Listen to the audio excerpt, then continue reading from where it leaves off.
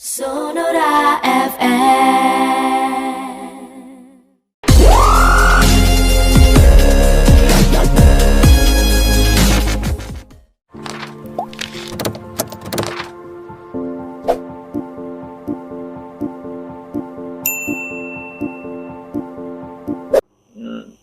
Di atas 50-an lebih ya otomatis OTG-nya lebih banyak di Kota Palembang. Baik. Dan data itu secara global orang-orang itu diperkirakan kontaknya itu di atas 10 orang satu hari. Nah, jadi kalau kasusnya aja misalnya 3 orang, berarti diperkirakan orang itu kontak sekitar 30 orang sehari.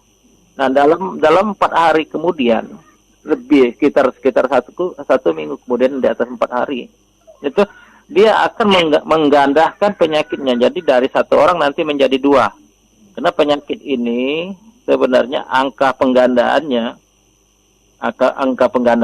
artinya orang yang rentan dan kemungkinan akan terinfeksi akan menjadi sakit apabila ketemu dengan orang yang menderita atau mengandung virus corona ini. Itu dimungkinkan 1 orang akan 2 orang lagi untuk 1 minggu ke depan. Nah, jadi banyak sekali sebenarnya kalau kita tidak menggunakan itu tadi yang disarankan pemerintah tadi. Baik, ini tugas berat dari kita semua ya Pak ya, tidak hanya tugas Satgas ya Pak ya. Apa yang ingin disampaikan untuk masyarakat Pak supaya ini meminimalisir kembali penderita COVID-19 Pak? Ya, jadi sebenarnya garda terdepan itu adalah masyarakat. Kalau kesehatan itu ya setelah orang sakit lah ditangani oleh kesehatan yang di rumah sakit artinya. Nah, masyarakat selaku garda terdepan, benteng terdepan. Kalau pertahanan benteng terdepan artinya kebobolan, tentunya ini tidak akan bisa kita bendung. Nah, artinya masyarakat yang banyak melakukan aktivitas, baik aktivitas kerja, aktivitas ekonomi misalnya di pasar-pasar, di tempat-tempat kerja lain. Nah, sebaiknya pada saat keluar rumah kita gunakanlah masker. Masker itu tidak harus masker bedah, masker-masker yang biasanya dipakai orang kesehatan. Cukup dengan masker kain yang penting syaratnya itu minimal 2 lapis kainnya itu. Dan masker itu juga kalau sudah dipakai harus dicuci dan kemudian pakai lagi, misalnya jika perlu kita bawalah 2 sehari misalnya pada saat kita istirahat siang. Nah, masker yang lama setelah kita lepas dimasukkan saja dalam kresek, nah, kita pakai lagi masker yang baru, kemudian kita cuci, besoknya lagi kita bawa masker yang baru. Mungkin untuk 3 atau 4 masker lah, itu bisa cukup lah. 2 dicuci hari ini, kemudian ada lagi cadangan untuk besok. Artinya harus mutlak menggunakan masker. Dengan menggunakan masker secara serentak, seluruh yang keluar tidak ada lagi yang tidak pakai masker, penyakit itu bisa dicegah. Dan kalau kita bisa mencegah penyakit itu, ya tentunya dengan memakai masker itu, penyakit itu tidak terbawa oleh kita yang dari tanah tadi, yang dari luar rumah tadi ke dalam rumah.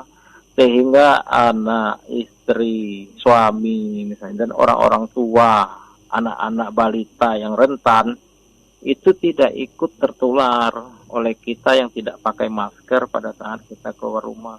Maka itu pakai masker itu mutlak untuk mencegah penularan virus. Kemudian lagi kita harus cuci tangan. Cuci tangan itu penting karena pintu masuknya virus tadi dari mulut, hidung, dan mata. Karena kita tidak sadari, terkadang tangan kita menyentuh mulut, menyentuh hidung dan mata, padahal kita belum cuci tangan. Dan bahkan bisa saja orang makan, walaupun sifatnya makan kue, makan gorengan, itu kecil dan dia tidak cuci tangan. Sering kita ketemukan. Kemudian yang paling penting lagi, karena penyakit ini adalah virus ini tidak ada obatnya, sesungguhnya modal kita adalah daya tahan tubuh untuk melawan virus ini.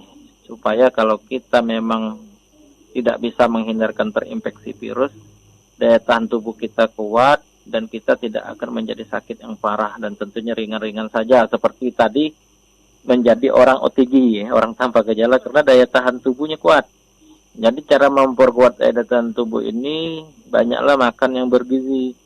Makan yang bergizi itu tidak selalu dengan yang harga mahal, yang harga murah juga banyak. Terus banyaklah makan sayur dan buah, karena sayur dan buah itu sebenarnya mengandung gizi yang diperlukan untuk meningkatkan daya tahan tubuh kita. Kemudian istirahatlah atau tidurlah yang cukup biar badan tidak capek sehingga daya tahan tubuh kita menjadi kuat. Kemudian rajin berolahraga, dengan beraktivitas, itu organ-organ tubuh kita akan menjadi aktif sehingga metabolisme atau pertukaran zat-zat di dalam tubuh kita menjadi lebih baik dan itu bisa meningkatkan daya tahan tubuh kita. Kemudian lagi yang paling penting lagi tidak stres, tidak panik, karena dengan stres, panik bisa menurunkan daya tahan tubuh kita. Jadi intinya ikutilah anjuran yang dihimbau oleh pemerintah dan pikirkanlah itu. Tidak mungkin pemerintah menyarankan itu berulang-ulang kalau tidak itu ada maknanya, ada manfaatnya. Baik. Mungkin itu yang kami sampaikan. Baik, terima kasih Pak Yusri. Yang jelas kita harus mematuhi protokol kesehatan yang sudah disampaikan oleh pemerintah ya Pak Yusri ya. Ya, benar. Baik. Terima kasih Pak Yusri. Selamat siang, selamat bertugas ya Pak Yusri ya. Itu tadi Bapak Yusri, beliau merupakan salah satu juru bicara Satgas Penanggulangan COVID-19 Sumatera Selatan. Sonora FM.